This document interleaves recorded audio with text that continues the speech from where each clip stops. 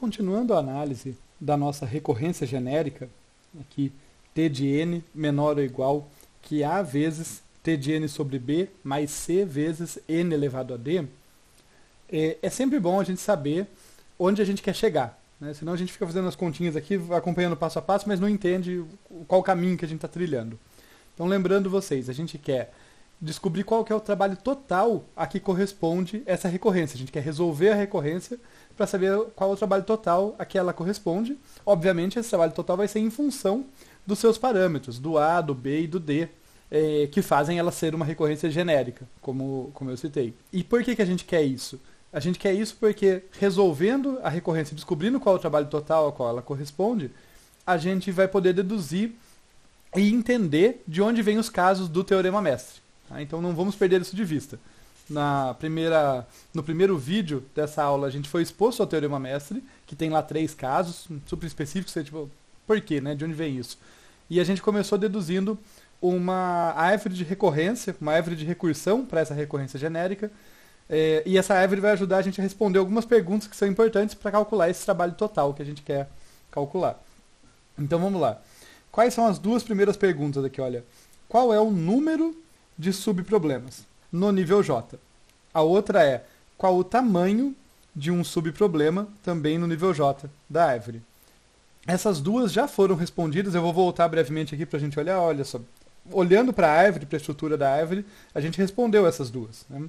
A gente verificou que o número de subproblemas cresce multiplicado por A a cada nível, sendo A essa constantezinha aqui que está, né, na frente das chamadas da própria função, e o tamanho do subproblema diminui, né, fruto de uma divisão por B a cada nível, tá? Como a gente identificou aqui. Então, a resposta para a primeira pergunta, o número de subproblemas é A elevado a J, para a segunda é N sobre B elevado a J. Então vamos escrever isso aqui para registrar. O número de subproblemas no nível J, A elevado a J. O tamanho é N sobre B elevado a J. Qual o trabalho local, trabalho não recursivo em um problema no nível J? Bem, aí a gente tem que olhar para a nossa recorrência. A nossa recorrência ela tem um termo aqui, vou até destacar com outra cor, tem esse termo aqui que corresponde exatamente ao trabalho local, esse C vezes N elevado a D. Lembrando que essa recorrência, ainda que genérica, ela está aí para modelar o trabalho realizado por uma função recursiva do nosso algoritmo de divisão e conquista. Então o que ela está falando é, olha, o trabalho que a minha função realiza é limitado superiormente ali, ele é da ordem de A chamadas a funções recursivas que recebem um subproblema B vezes menor, né, N sobre B ali, um probleminha B vezes menor, mais um trabalhinho local que é da ordem de uma constante vezes N elevado a D, um polinômio de grau D. Então, o trabalho local não recursivo em um problema no nível J vai seguir esse polinômio ali elevado a D, só que notem que não vai ser N, né, o valor, isso é importante perceber. Tá? Vai ser o tamanho daquele subproblema. Né? Então, o que eu quero dizer para deixar mais claro aqui, olha, vamos escrever o trabalho num subproblema do nível J, tá? Um trabalho em um subproblema apenas, vai ser igual, seguindo a recorrência lá, vai ser uma constante C. Tá? Eu coloquei igual, seria mais preciso colocar menor ou igual, mas, né, da ordem de C vezes o tamanho do subproblema, então aqui o tamanho do subproblema no nível J, isso aqui elevado a D. Então isso deduzido a partir da recorrência. Esse é o trabalho naquele nível. E isso aqui, então, vai ser igual a C vezes qual que é o tamanho do subproblema no nível J? A gente já tem essa aqui é a resposta, né? A resposta anterior é N sobre B elevado a J, tudo isso elevado a D. Tá bom? Então, temos aí a nossa resposta. Eu vou até corrigir uma coisa aqui, vou deslocar, para a gente nomear as coisas com mais propriedade. Então, esse aqui é o número de subproblemas no nível J. E aqui é o tamanho do subproblema no nível J. Inclusive, fica aqui uma recomendação para vocês. Quando a gente mexe com deduções matemáticas, análises e tal, nomear adequadamente as coisas facilita muito, tá? Porque a nossa intuição, enquanto seres humanos, dificilmente ela vai tratar de A elevado a J, de N sobre B elevado a J. A gente pensa em termos mais semânticos, né? Então, nomear, olha, o número de subproblemas, o tamanho de um subproblema, o trabalho por subproblema. Isso facilita a compreensão, depois a gente substitui pelas formulazinhas ali para fazer as simplificações e tal. E falando nisso, vamos fazer esse passo então. Olha só.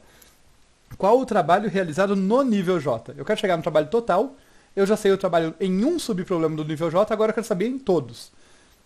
Esse trabalho, como a divisão é homogênea ali na divisão em conquista, vai ser dado pelo trabalho por subproblema, tá? Então o trabalho no nível J vai ser dado pelo trabalho por subproblema vezes o número de subproblemas. Então eu tenho aqui o número de subproblemas no nível J multiplicado pelo trabalho em um subproblema do nível J. E a gente já tem esses valores deduzidos, né? Olha que legal. Então, o número de subproblemas, a gente vai lá em cima e substitui. A elevado a J. O trabalho em um subproblema, a gente já sabe também, é C. Então, eu peguei primeiro esse aqui e agora eu vou pegar esse aqui, só para deixar bem claro para vocês. C vezes N sobre B elevado a J elevado a D. Só que aqui a gente vai fazer algumas simplificações que são muito convenientes. Observem. A gente pode ver aqui que o A está elevado a J, o B também está elevado a J. Né? E J é o nível. Tá? Então são esses carinhas que são influenciados pelo nível, que vão mudar em relação ao nível. Então eu vou colocar o C em evidência. Eu vou manter aqui o A elevado a J, por enquanto, vou fazer em 2 passos para ficar bem claro. A elevado a J. Eu vou passar esse D multiplicando, né? Então, N sobre B elevado a J, tudo isso elevado a D, é igual a N elevado a D, tudo isso sobre B elevado a D e elevado a J, né? Elevado aos dois. E agora, eu vou colocar, então, o que não tem J em evidência, que é o C e o ND, e eu vou colocar tanto o A e o B elevado a D ali juntos, já que os dois dependem de J. Então, vamos lá, então, colocar aqui A sobre B elevado a D, tudo isso aqui elevado a J. Então, notem que a gente deduziu aqui, a gente calculou o trabalho no nível J, né, em função daqueles parâmetros. Tem uma parte aqui que é um C vezes N elevado a D, que não depende do nível. E tem só um termo que depende do nível, ou seja, que vai indicar para a gente se o trabalho aumenta ou diminui conforme passa o nível, que é esse A sobre BD. Tá? Isso é bem importante para a gente. Tá? Eu estou destacando isso porque isso nos dá um nível de compreensão bem legal sobre o que está acontecendo ao longo dos níveis, sabe? Dada a recorrência, dados esses parâmetros, se eu vou ter mais ou menos trabalho ao longo dos níveis. Basicamente, antes de eu seguir aqui a análise, eu quero chamar a atenção para vocês que a gente tem essa situação na divisão e conquista em que tem 2 forças opostas ali atuando, né? Uma que está aumentando o número de subproblemas, a outra que está diminuindo o tamanho dos subproblemas e, por consequência, diminuindo o trabalho que você realiza por subproblema. E o que a gente está vendo aqui é justamente esse equilíbrio dessas forças, essa disputa, melhor dizendo. Não necessariamente um equilíbrio, mas essa disputa. Eu tenho ali que esse termo, que eu vou destacar aqui, o A sobre B elevado a D, é o único termo influenciado pelo nível J, como eu falei, e a gente tem que o A é o que está no numerador dessa fração, né? Então ele indica a taxa com que o trabalho aumenta por nível. Ele que está querendo fazer o negócio aumentar. Pensando que A, B e D são todos maiores ou iguais que 1 aqui. O D pode ser 0 até, mas não convém. Mas o ponto é que esses valores aqui são... O A é maior ou igual que 1, o B elevado a D também vai ser maior ou igual que 1. Acaba que o A, estando no numerador, é quem está tentando fazer o trabalho aumentar. Então, por isso que a gente entende o A como a taxa com que o trabalho aumenta por nível.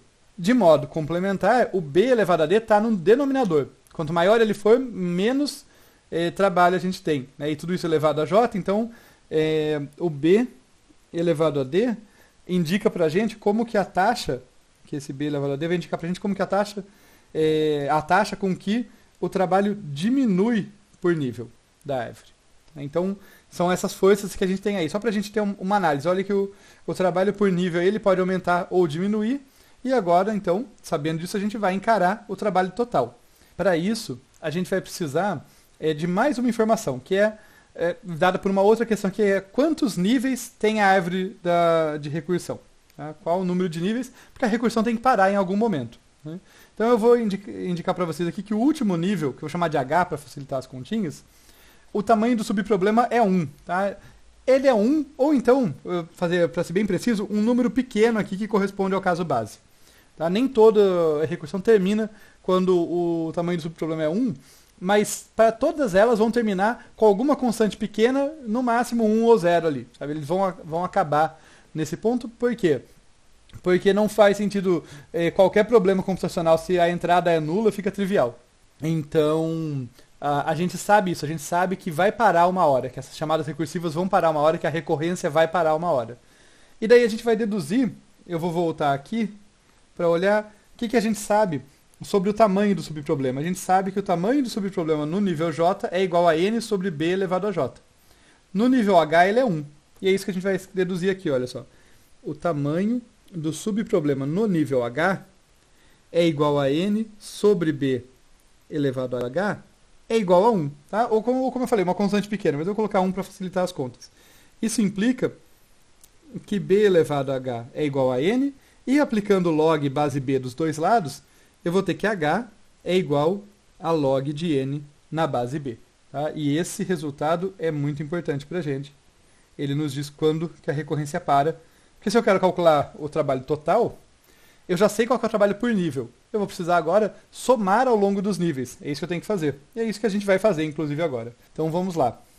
T de n, que indica o trabalho total, agora não vai ser dado pela recorrência. Agora eu vou fazer uma soma do que a gente já tem. Então eu vou somar aqui de j igual a 0 até h, que é o meu último nível aqui, o trabalho no nível j. Voltando aqui, para colar brevemente, qual que é o trabalho no nível j? É c vezes n elevado a d. Vamos escrever lá, então, é c vezes n elevado a d, vezes a sobre bd, essa razãozinha especial, razãozinha super importante, elevado a j, vezes a sobre bd elevado a j. Mas, ops, copiei aqui, mas fiz besteira, né? Isso está dentro de um somatório. Tá? Vou deixar o espacinho para o somatório aqui. Então, nós temos esse somatório de todos esses termos. Acontece que esse somatório é em j, né? E c vezes n elevado a d não dependem de j, então eu posso passar eles para fora. Então, vamos ficar aqui com c vezes n elevado a d, e o somatório de j igual a 0 até o nível h, que eu vou substituir aqui por log de n da base b, que a gente deduziu ali em cima, de a sobre b elevado a d elevado a j. E o que a gente tem aqui? A gente tem, gente, que t de n, o trabalho total, é dado por c vezes n elevado a d, vezes a soma dos termos de uma PG.